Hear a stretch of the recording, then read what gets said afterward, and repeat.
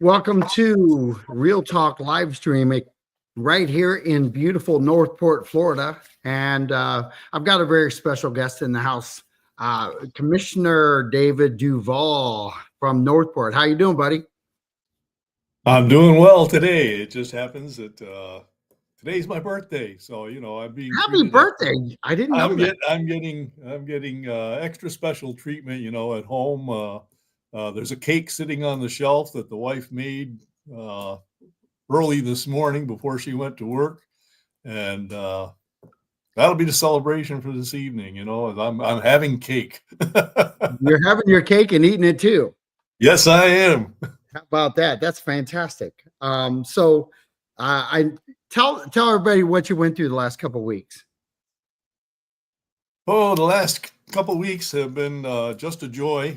I was one of the lucky recipients of COVID, and that has. I had COVID once a couple of years ago, and it was just a minor. For a couple of days, I just didn't feel 100%, and I was a little stuffy. But this time was different. This time it was headache, sore throat, sneezing, nose dripping, coughing, joint pain. And it just seemed to last, basically forever. It's been about 2 weeks, and I finally tested negative on Friday, and that's 2 weeks, and I'm still, not, I still get up in the morning and I'm still, having a little coughing when I first get up, but I'm coming out of it, and I'm still moving, so that counts. Awesome. Well, I want to wish you the best, and recovery's no fun, but you look and sound tremendous right now. So I think you're on the downward swing of COVID versus the upward swing of getting into it. So you actually sound pretty good. Yeah, I'm definitely 100% better, than even 2 or 3 days ago. It just it has been it's been a battle this time, and the tough thing about it is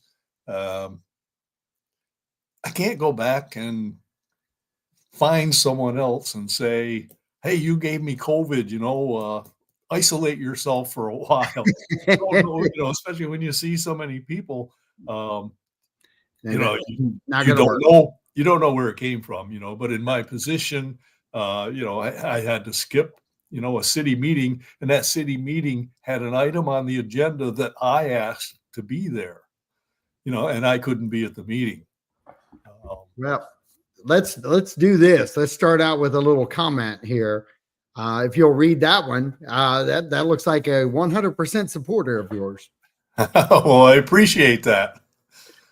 I think Lori is she's on her way back here from the north. It must be, it's cooling down up there.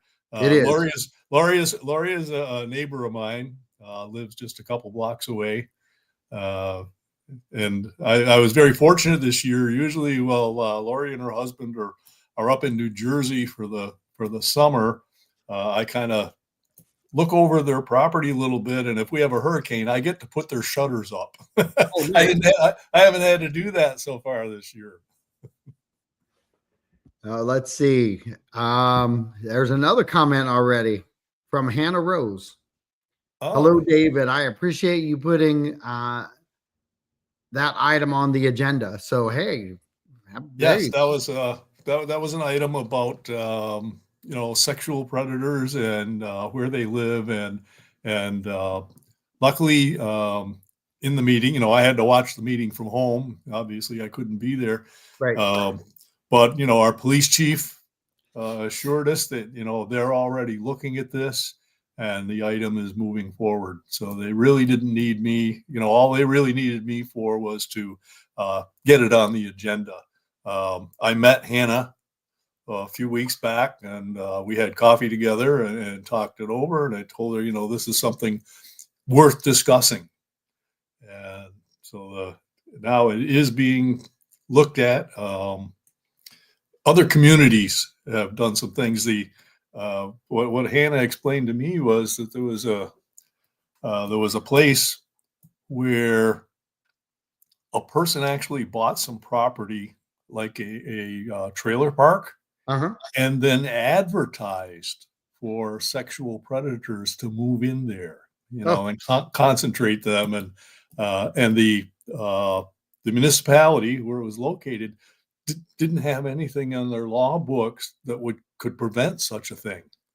And as we all know, the safety of our children, that has to be utmost. It's paramount. Yes, it is. So we'll see. As I said, Miami-Dade and other counties have looked at their rules and looked at their laws and made some changes, so that we can prevent sort of a congregation, so to speak, and to make sure that the areas in our city that have things like school zones, bus stops, are kind of isolated from something like this. And whether anyone is for such a thing or against such a thing, my major outtake from this is something that I totally believe in, and that is that not someone from government, not someone from the city commission, but a citizen brought this up to the attention of the authorities, so to speak. And that's something that I told we've heard that Northport is a community of unity.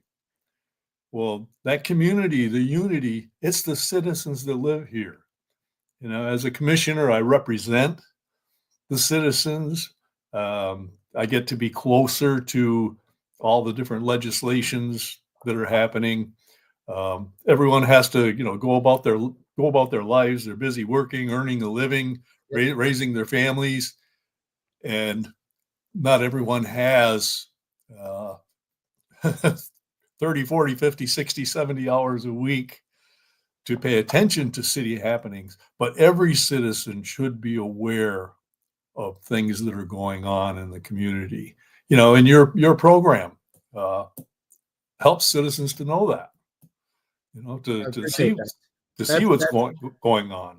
That's the ultimate goal and just like you, the reason I started this 9 years ago was to really just reach out and give information straight from the source. Because we have our police department on once a month, we have our fire department on once a month, we have a commissioners on once a month, we have a different entity from the city that the city supplies, whether it be Public Works or Parks and Rec.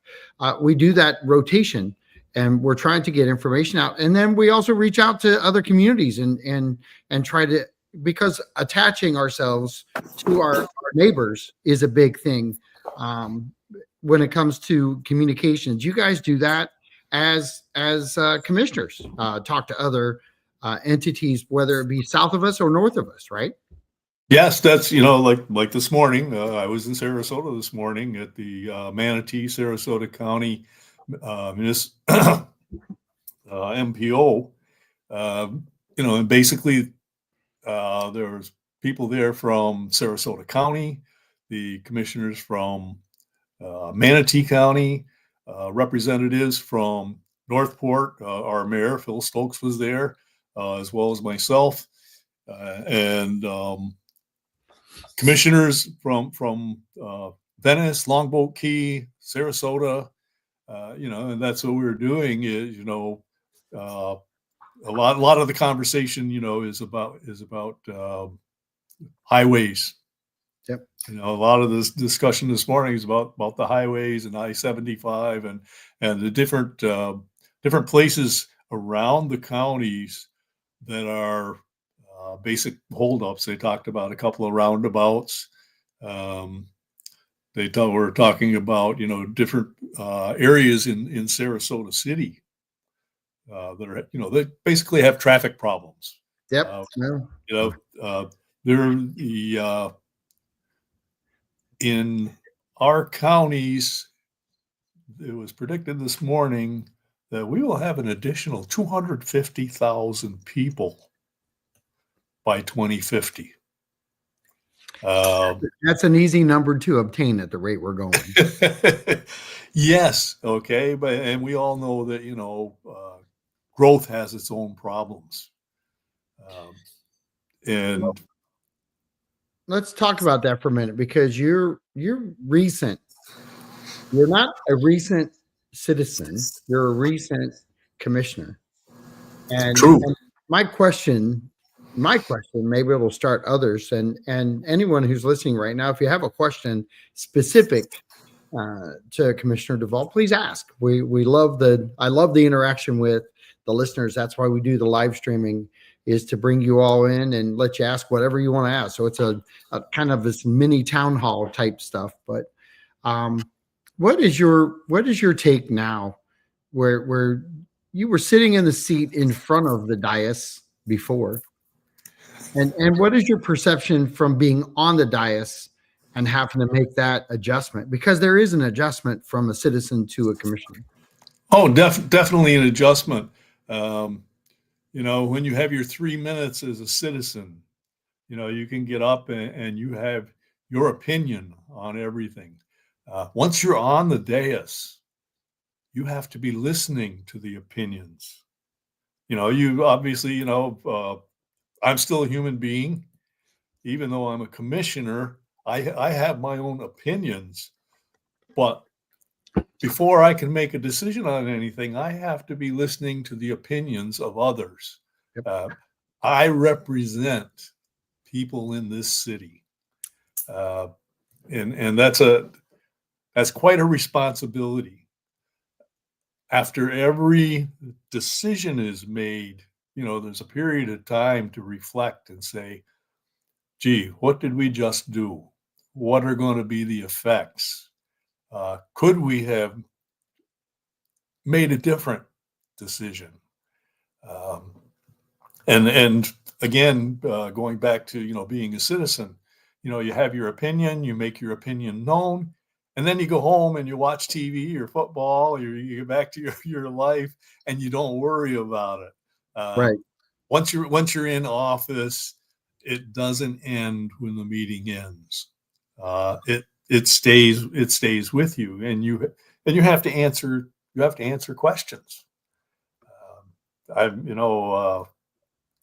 get emails, phone calls from citizens all of the time, and those things are something that I feel I have the responsibility to try to answer as best I can, or at least explain the situation, or direct someone into the right direction, to get a situation taken care of.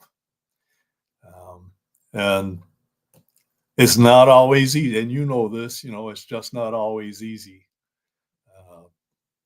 We do our best, and we have to look at things. When I'm on the dais, I'm one vote. I have my opinion, and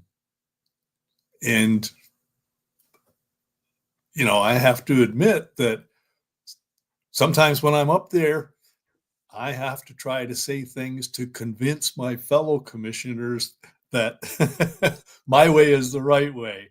And of course, none of us knows everything. None of us is always right. We're going to win a few battles and we're going to lose a few battles. But overall, I have to try to look out for the taxpayers of this city. That's my goal, to look at things from their perspective. And we're running it. I think this is our 6th year now, right? For trying not to raise the millage. Yes. That's 6 almost years. unheard of in the real world, that you can go 6 years in a row and not raise the millage rate. Yes, and actually, because of the fact that, we can't borrow any money without a referendum, without going back to the taxpayers, that creates its own problems. It does, massive. And with the situation, today that, is kind of coming down from up above, the next year, I would expect next year's budget is going to be drastically different than this year's budget. That's just my prediction. I'm looking at things where, different funding from different places, may not be there.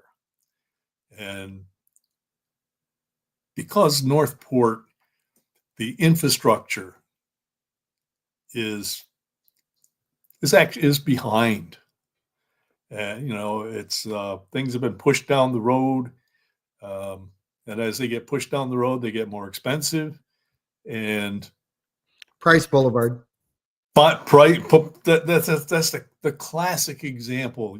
That's city. Back in, I moved here in 2008. In 2008, they were talking, $5-7 million.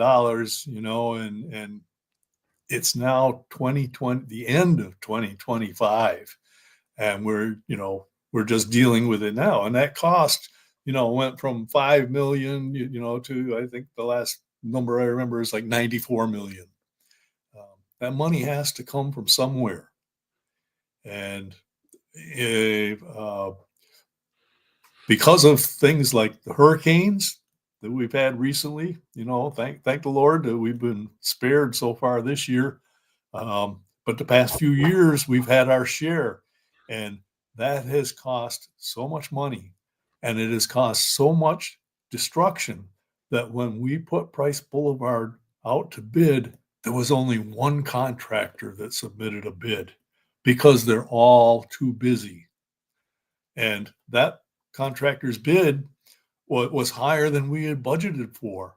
So we had to make up, it was approximately $13 million, and we couldn't borrow that money. So where did it come from? Well, we moved around. Basically, we paid, robbed Peter to pay Paul. We took money from other projects in this city so that we could at least get this project started and ready to go. And that wasn't easy to do. But our if you had to make that decision again, would you make the same decision? Yes. Okay. No doubt about it. That quick, it was the right decision. It just had to be done. Okay. Right now we have another project that we would like to do, and that's the solid waste transfer station. And in the past month or so, there has been some conversations, that maybe we might delay that by a year. And I asked someone who should know, what's that going to do? And the answer was immediately an extra $5 million. Correct. There's a counter to everything, right? Yes, sir. And the citizens don't realize that, at least some of them don't realize that our public works department and our recycling department it was geared to save money or make money off of recycling, and our solid waste was designed to alleviate the usage of trucks up and down the road, which is going to cut our costs and, yes. and make things work more efficiently. And yes, that's what they missed in that whole detailed information. And that was a huge mistake. Yeah, that's, as far as I'm concerned, that was a mistake. I've said this before, and I'll continue saying it. When I moved here, every Sarasota County school bus that came to that picked up the kids in Northport in the morning and brought them to school, picked them up from school and brought them home in the afternoon. Every one of those school buses left Sarasota in the morning, came to Northport, and then went back to Sarasota at night. Right. Now, if you were using your own personal car to do that, the mileage, the wear and tear, the fuel cost, the cost of employees, their time. If you had an alternative, why would you not do that? That's well, called Sarasota County School District found an alternative. All of those school buses now are parked every night off of Toledo Blade. Correct. From where from where I live, it's not far across the canal. I could walk there before I could drive there. But that was just something that made common SENSE and CENTS. It's, so why not do the same for our solid waste transfer? Those trucks, okay, the average cost of a passenger car in the United States is now over $50,000. Can you imagine what those, specialty vehicles, like garbage trucks, Well, how much they... Back 8 years ago, they were touting around $400,000. I think they're more than that now. Yeah. Okay. I guarantee you. Old figures, but those are too large to like neglect at this point. Yes, and the other thing is besides savings for the city of Northport, there's an opportunity possibly for some revenue. Yeah. Where the transfer station would be located is on the eastern part of this city, very close to Charlotte County line, not that far from the DeSoto County line. And there's a possibility that they may someday look and say, hey, can we use some of your facilities? That's going to be income for us, which will lower the cost for the city, for the people in the city of Northport. Right. And everyone, if you talk to just talk to the average citizen, and the average citizen is going to tell you, oh yeah, our solid waste, they do a great job, and they do. They pick up the garbage, pick up the recyclables. And I'm one of those lucky people who has a yard waste barrel also.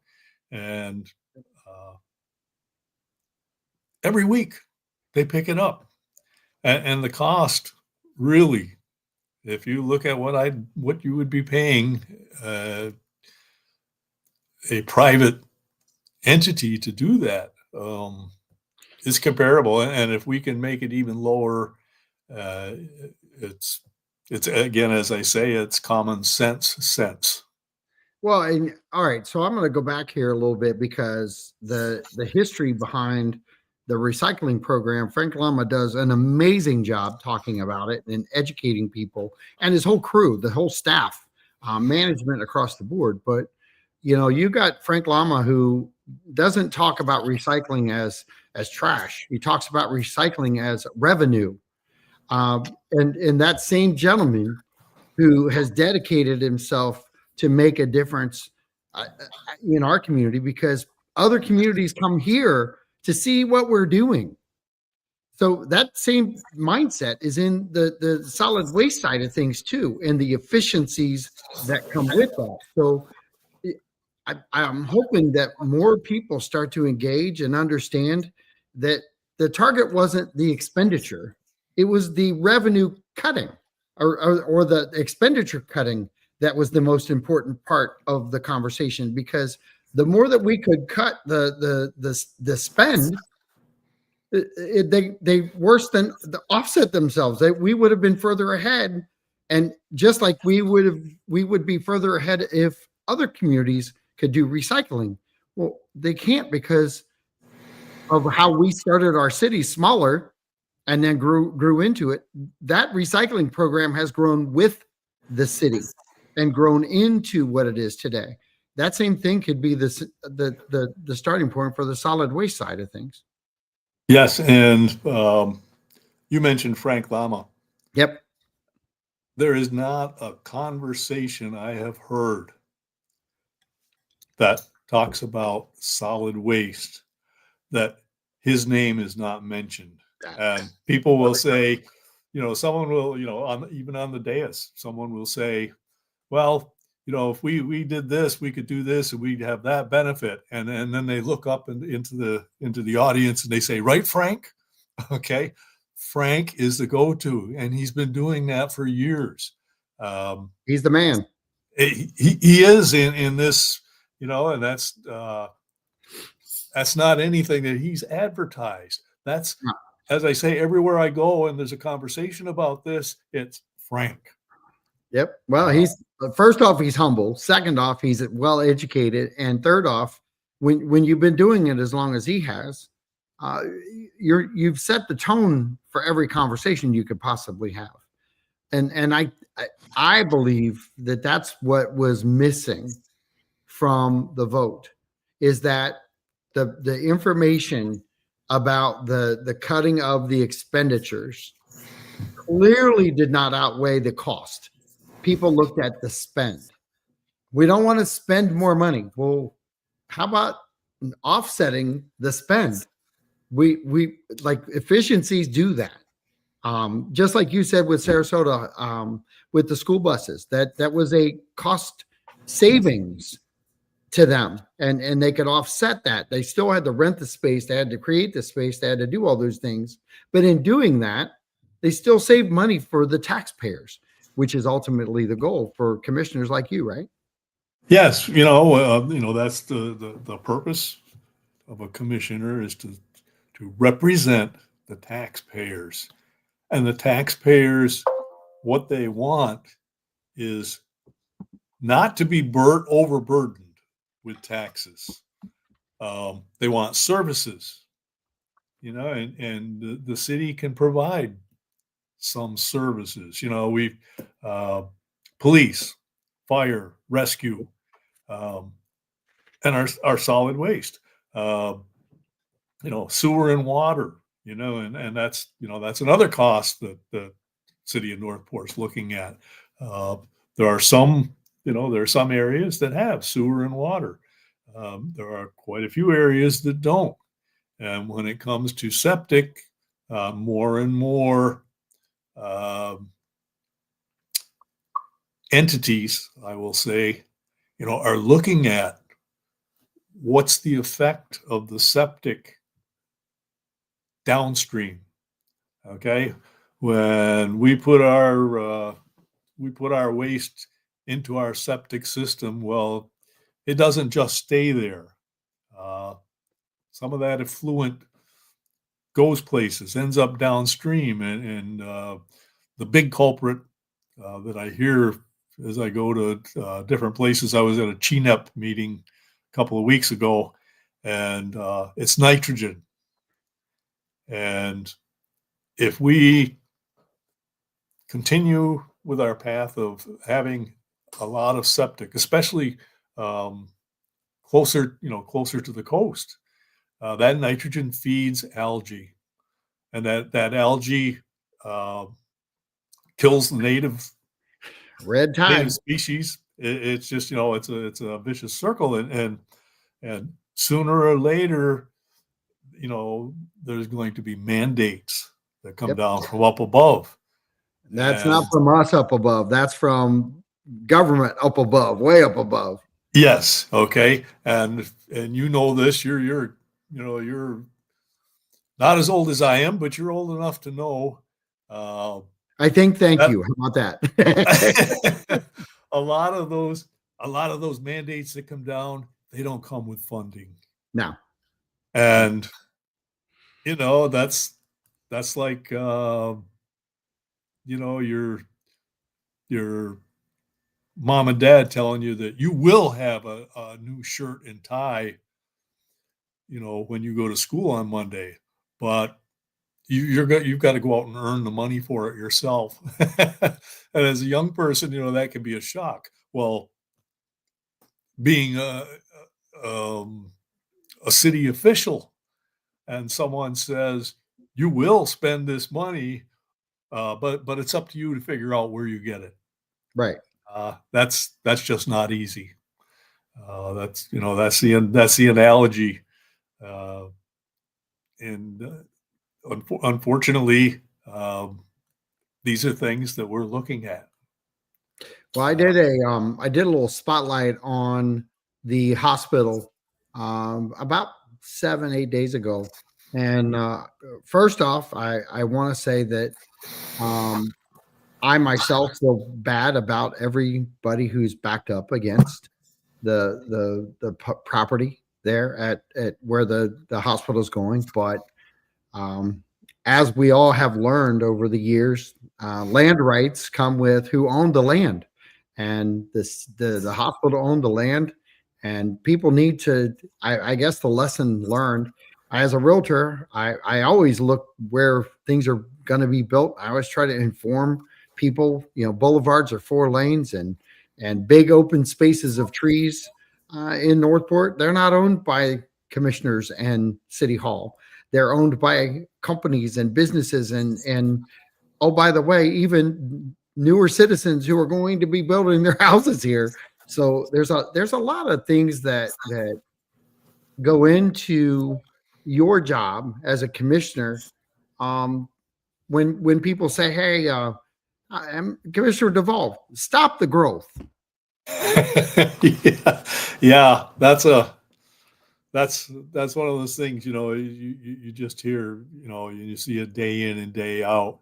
And that's a result of things coming from the past and catching up to us, so to speak. You mentioned the hospital. Yep.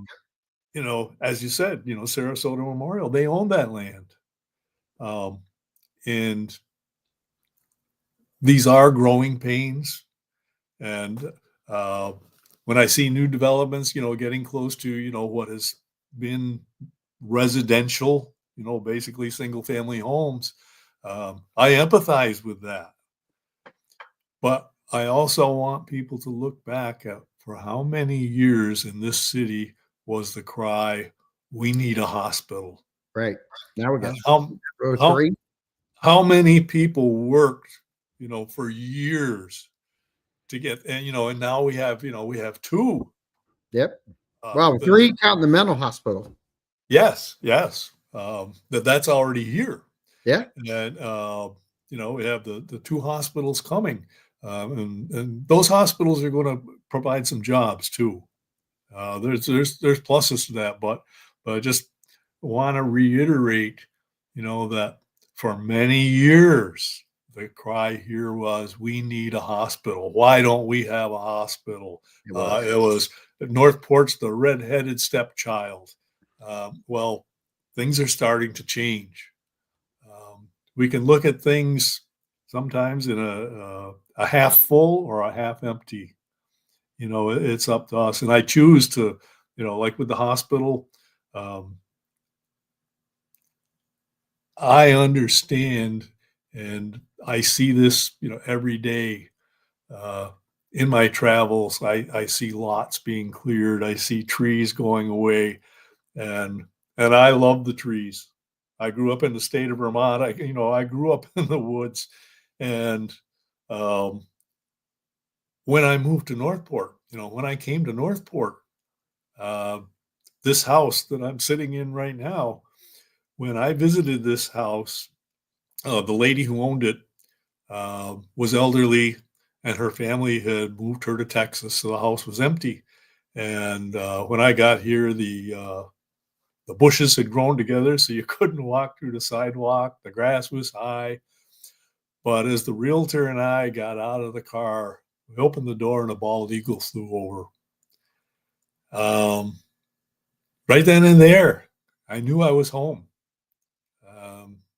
And for me, I used to see bobcats here in my neighborhood with regularity. Yep. I just don't see them so much anymore. And that's comes with growth. Yes, it does grow. There are. I heard this morning. Commissioner Newender this morning said, "Change is the constant," and that is something that I've always believed in. The only constant in life is change, Right. and unfortunately, we as human beings, a lot of times, we resist change. We get used to, hey, this is the way I've always done it. This is the way it's always been. What you want something different? Hold on. And everyone, as I told you, today's my birthday. I've had a number of birthday wishes, and one of them came from a sister of mine who's been here in Florida for more than 40 years. And she made a comment to me this morning about, well, all you New Yorkers moving down here. And I just immediately came right out of my mouth. I said, as you did. Yes. You Not the person, the only one. There's many of them. That's true. And what we want to try and do is to, as we make changes, be cognizant of what we're changing and try to make it into something that's positive. And you're reading Robin's statement there, and great comment that she has. And I think every city would want to put their infrastructure in first before everybody moved in. Oh, gee, we did that. We had streets, we had roads before everybody moved in, and yet we're adjusting. I love the we should do this first thing, but in reality, I don't know that any city actually does that. I think Port Charlotte's still adjusting as they go. Sarasota is adjusting as they go. Manatee, the whole mall area, there was no infrastructure to handle all that. They built it, created the chaos, and then fixed the roads. I almost think that's a playbook. Yep. Robin mentions, improve our infrastructure first. That would be nice.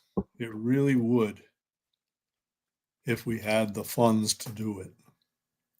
And that's what hasn't been explained yet is, how are we going to get all these funds? Everyone knows the ULDC was changed late last summer, last fall. There were some changes made there. Changed a lot of lots from residential to commercial properties. What people have to understand is the reasons for those changes were that in order for a city to be viable, in order for a city to pay for all that infrastructure that we do not have, a municipality has to be about 30% commercial. And the city of Northport is about 8%. Let's just have fun with it and say we're at 12. We're still 18% down. Correct. So, because I'm going to be straight with you. I've heard 8% for years. We're not at 8% anymore. There's no way it's 8%. But if I'm wrong, I'm okay with that, because I know for a fact we're not anywhere near 20%. We're definitely not anywhere near 30%. That's the problem. We have to have the infrastructure, but we have to have a way to pay for it. And that, in those commercial entities, and, and again, that's growth. To have when I was up by the Sarasota airport this morning, I went by a company that manufactures instruments. Okay. The jobs in that factory that makes those instruments, those are good paying jobs. Those are okay. That's what we don't have. I kind of keyed in on that, as I went by it, because back in my career in nuclear power, I used those instruments. I calibrated those instruments. I troubleshot those instruments, and I know how much money they're worth. And to have, an entity like that here in Northport, that's what we're shooting for. That's what we need. Yeah. We need, it's nice to have, restaurants to go to, a choice of restaurants, um, and, stores. Okay. But, to have, manufacturing here, something that provides jobs. I come from, the general Syracuse area. I live, north of there and, right near Lake Ontario. But right now, the Syracuse area, for artificial intelligence, a chip factory is being built. That's going to provide millions and millions and millions for the Syracuse area, as well as, I forget the number, but the number of the jobs is in the thousands, and that's what we need. Here in the city of Northport, we have thousands of people every day that get on I-75 to head south or north to go to work. Yep. Okay. I was in that traffic this morning. I know what that traffic is. It would be so wonderful to have people that live here staying here to work. I think our restaurants, our local businesses would like that better. Oh, yes. There's a lot of there's a huge effect when you go from a bedroom community that we were known to be to go to a higher end bedroom community that we're being labeled now, because we have businesses, but we don't have. Talk about infrastructure. I love the fact that Robin talks about infrastructure. I agree with her on it.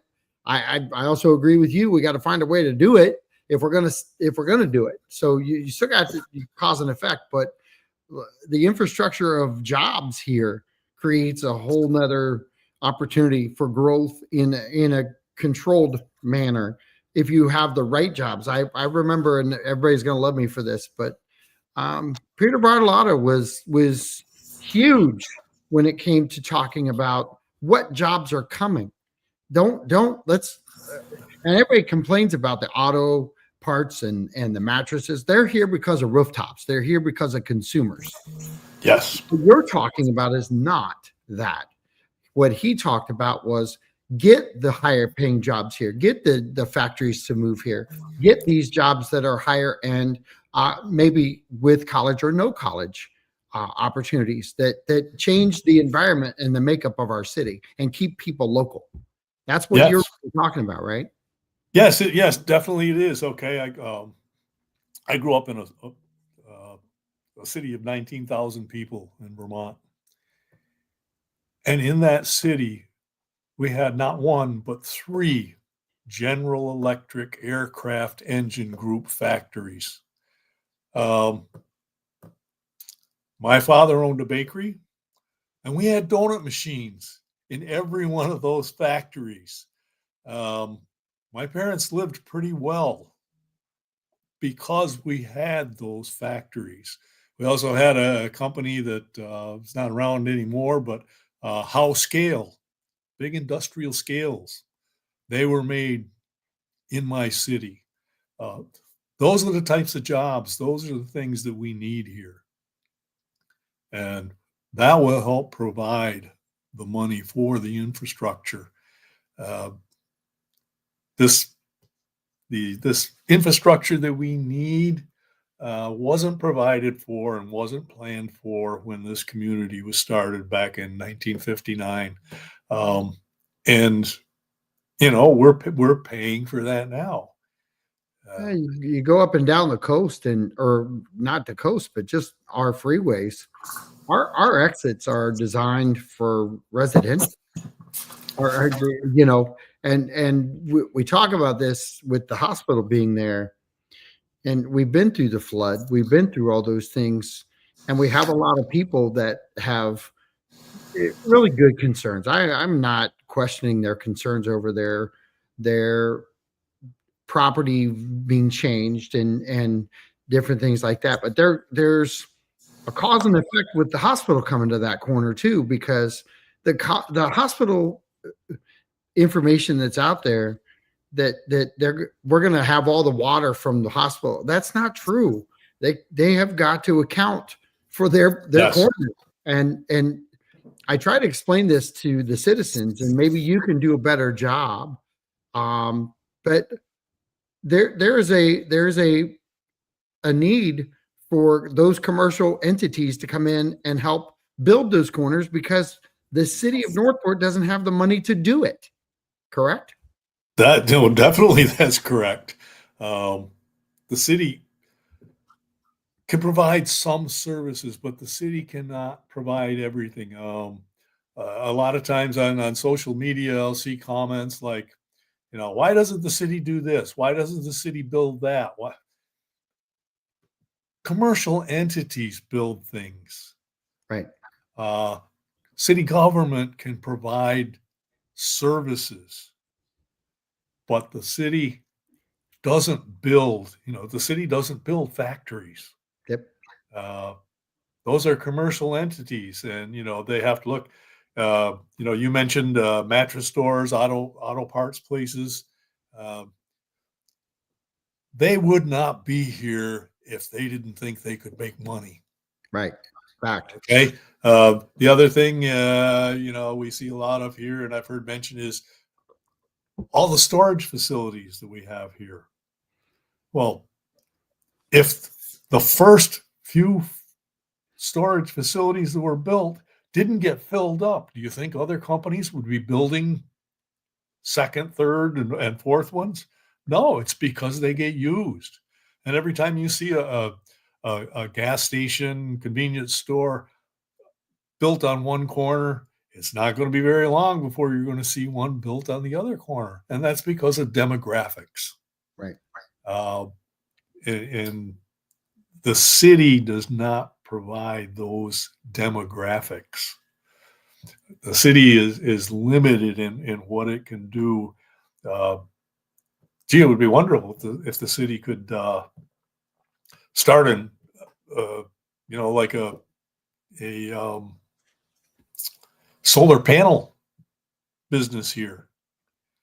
But that's not government's function. Those are commercial industries that do that. I see Robin's comment, storage facilities definitely needed because of all the affordable housing has no capabilities, hence the need for standalone facilities. Yes, okay, Robin's right. No comment.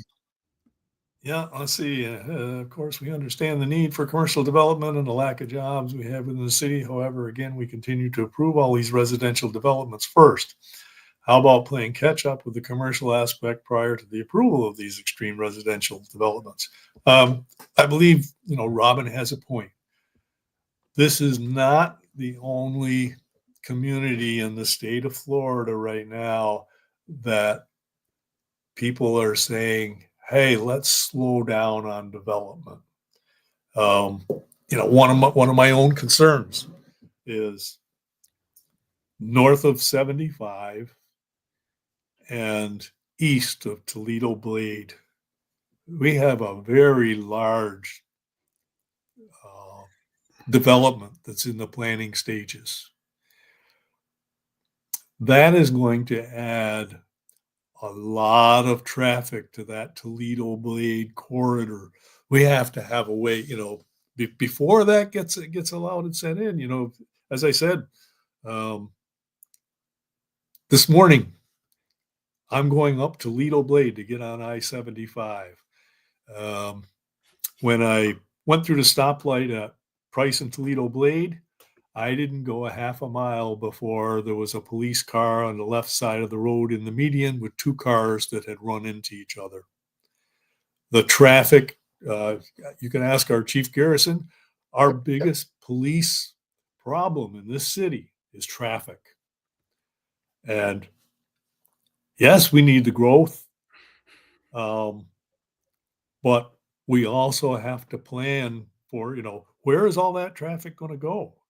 And right now, Toledo Blade is the only is going to be the only exit right now.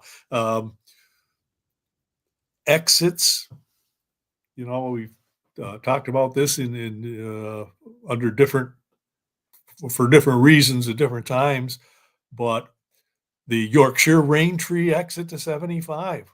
Yep. The importance of that. That's something that, And that's not us though. That's state. Yes. And I was at that MPO meeting this morning, and my one disappointment in that meeting started at 9 and it went till 10:20. And there were discussions about different traffic areas, different things being done in a lot of different areas in Manatee and Sarasota County, a lot in the city of Sarasota. One item was mentioned for the city of Northport, right? And there was a brief mention of Sumter, and that's sad. And Robin's not wrong about this either. All of our exits are going to head to parking lot 75. Well, yes, at times, but other times no. But I look at this and we're used to driving up 75 and running into all the new construction of 75. And I say this in Columbus when it happens in Columbus. Every time I go up there, I'm like, we just did that road 5 years ago. Well, now they're making it wider, and then they're making it wider, and then it's always a project. Everything is always a project. Well, that leads back to the infrastructure being done ahead of time. That's the predictor that you never have, is how much do we do and how much can we afford to do at the time that we're doing it.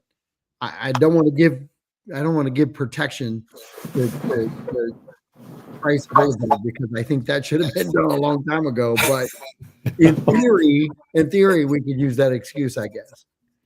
Yeah. When you talk about, Price Boulevard should have done a long time ago. A lot of infrastructure things around here should have been done a long time ago. But again, in that meeting that I was at this morning, the minimum time period that they were talking about was 5 years in the future. That was the minimum. A lot of things were 10 years in the future. Things are being looked at. And as you said, John, I-75, the state of Florida, I've done a lot of traveling across the country. I spent 2 years after I retired from my career in nuclear. I just wanted to do something and get out in the open. And I got myself a CDL license and I signed on with a long haul trucking company. And for 2 years, I lived in a truck. I drove in every state in this country except for Hawaii. I drove into Mexico. I drove into Canada. And there are parts of this country, John, where you are on an interstate, Interstate 10. Interstate 10, you can get up early in the morning, and as a professional truck driver, you can drive your maximum number of hours. And you can start on one side of Texas in the morning, and at the end of the day, when your hours are up, you're still in Texas. And that's wide open driving. And unfortunately, here in Florida, our Interstate 75, and I'm sure it's pretty much the same way on 95 on the other side of the state. Our interstate has become more of an intra-city road. This is where people get up in their community, they drive out of their community, they get onto 75, and they drive up 2, 3, 4, 5 exits, and then they get off and go to work. Whereas in different parts of the country, the interstate, it's an interstate. Exits are 40 miles apart. And Florida is, for whatever reason, is limited like that. We really, design. yes, design, and we have to look to the future, but the past has kind of limited us by what is. I just looked, and it is that accurate? It's 4 o'clock already. Yes, sir. Wow, that was a fast 57 minutes. I truly was not expecting it to go that fast. But Robin and others, I appreciate you having comments and kudos and all the other things. It's important. If you can share and like the page, I would deeply appreciate it. And I know David would do the same. As a city commissioner, we're just trying to get information out. And the more that you can share the information, David, give them your contact information. So in case they want to reach out to you and maybe have a one-on-one with you or any of the commissioners, because everybody's got their door open, but go ahead. Yes. I can be reached by email, dduval@northportfl.gov. Anyone can call the city clerk's office and get my office phone number. They can get my cell phone number. I swear just about everyone in the city already has it for the number, of calls I do get.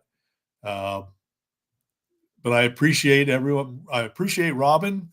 I appreciate everyone that's listening and paying attention. As I said, Robin is one of our treasures.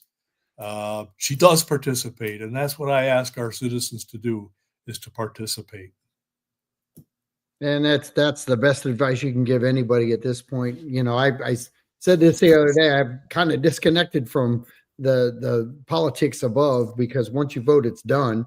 But local politics, you can stay in the ear of your local people, and there are decisions made every single day in our city that affect us. And staying involved with your commissioners, staying involved with staff, staying involved across the board. Anytime you can pick up tidbits, don't count on social media. I know you're counting on me on social media. Don't count on me. I don't post anything. I interview the sources, and David, you're a source, and I appreciate you taking time out of your day to be part of this. Next Friday, or this Friday, sorry, I have Stacey Alicio, the manager of the EOC, coming on.